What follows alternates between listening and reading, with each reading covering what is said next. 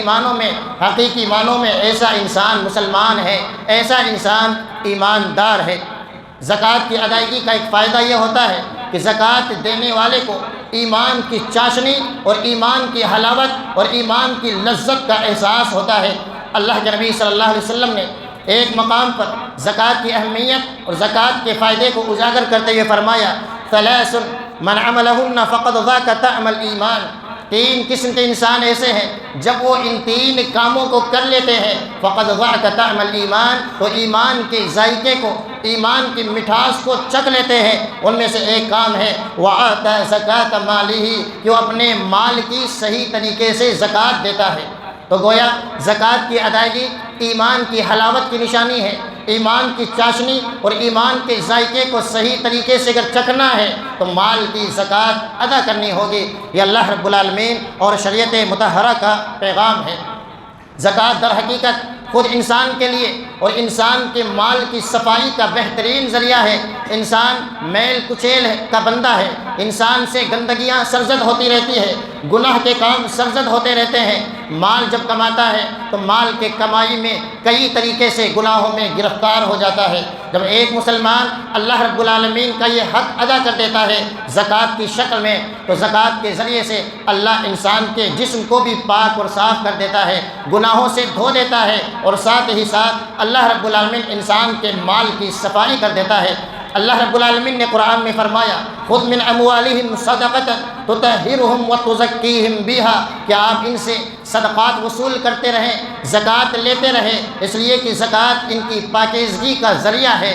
زکوٰۃ انسان کو پاک بنا دیتی ہے، زکوٰۃ انسان کے مال کو پاک اور صاف کر دیتی ہے۔ مال کے ذریعے سے یعنی زکوٰۃ کے ذریعے سے انسان جواد اور سخی بن جاتا ہے۔ اس کے دل میں جو مال کی محبت ہے، مال کی محبت ختم کر دی جاتی ہے۔ زکوٰۃ کے ذریعے سے انسان غریبوں سے محبت کرنے لگ جاتا ہے۔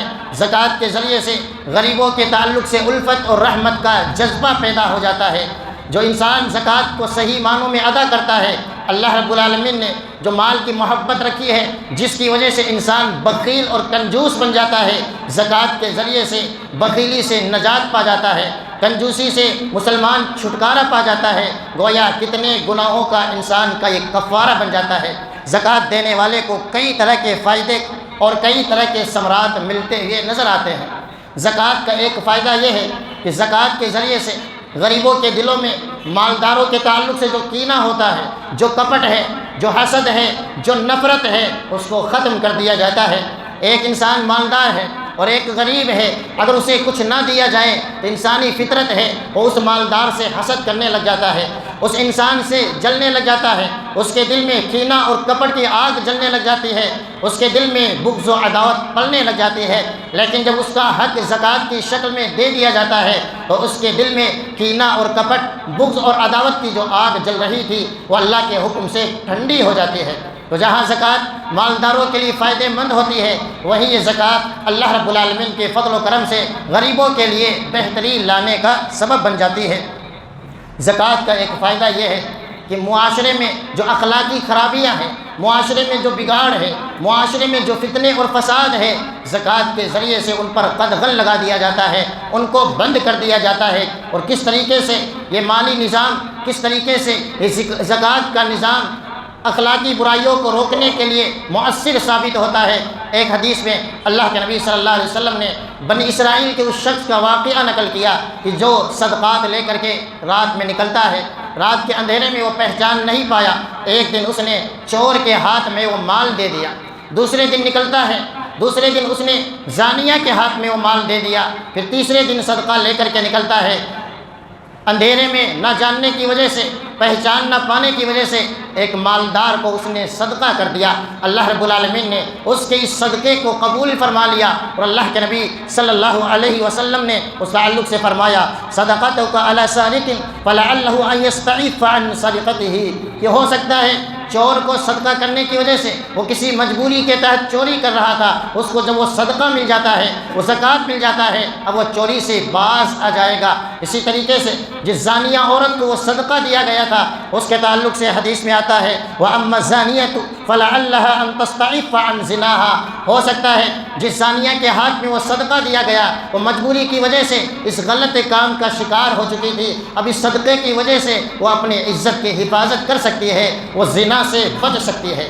تو یہ زکوٰۃ کا جو نظام قائم کیا گیا ہے، اس کے ذریعے سے چوری، ڈکیتی، زنا، فحاشی، بدکاری، یہ جتنے کام سماج اور معاشرے میں ہو رہا ہے، اگر زکوٰۃ کا صحیح نظام لاگو کر دیا جائے، بیت المال کا صحیح سسٹم اسلام کے مطابق نافذ کر دیا جائے، تو کتنی ایسی برائیاں ہیں سماج سے ان کا نام مٹ جائے گا، سماج ان برائیوں سے پاک اور صاف ہوتا ہوا نظر آئے گا۔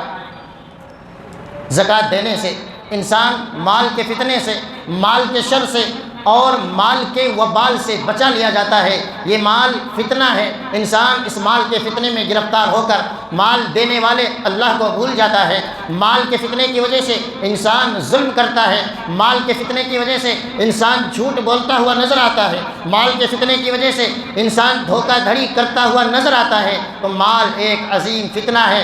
جب ایک مسلمان صحیح معنوں میں زکوٰۃ کی ادائیگی کرتا ہے، اللہ رب العالمین مال کے فتنے سے اسے بچا لیتا ہے۔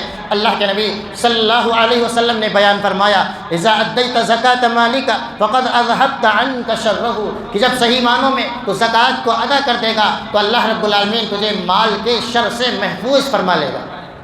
مال انتہائی عظیم فتنہ ہے، اس فتنے کے شر سے اللہ رب العالمین محفوظ فرما لیتا ہے، حفاظت کر لیتا ہے۔ صدقات و خیرات کا یہ نظام، زکوٰۃ کا یہ نظام در حقیقت انسان کے مال کو بڑھانے کا ذریعہ بن جاتا ہے، اللہ رب العالمین کی نصرت اور تائید کے حصول کا ذریعہ بن جاتا ہے۔ اللہ رب العالمین زکوٰۃ کے ذریعے سے جب ہم کسی اور کی مدد کرتا ہے تو اللہ ہماری مدد کرتا رہتا ہے۔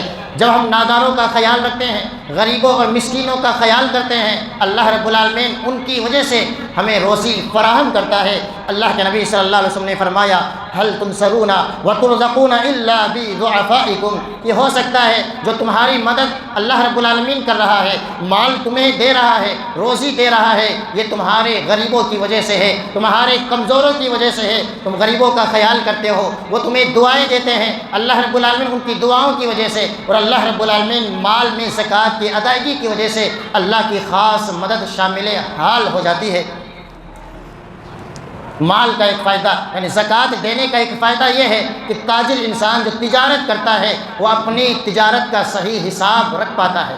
جو زکوٰۃ نہیں دیتا ہے اس کے یہاں کوئی حساب اور کتاب نہیں رہتا ہے۔ جو زکوٰۃ دیتا ہے وہ تجارت کے ہر چھوٹے اور بڑے مال کا حساب رکھتا ہے کہ میرے پاس کتنا مال ہے، کتنے عرصے سے ہے، کتنا عرصہ گزر چکا ہے، کس مال میں زکوٰۃ واجب ہوگی، اس طرح کا مکمل حساب رکھتا ہے۔ اور جو تاجر صحیح معنوں میں حساب رکھتا ہے، حساب کرتا رہتا ہے، وہ دنیا کا ماہر تاجر ہے، وہ دنیا کا کامیاب انسان ہے، دنیا کا کامیاب ترین تاجر ہے، بزنس مین ہے، جو صحیح معنوں میں اپنے تجارت کا حساب لگاتا رہتا ہے۔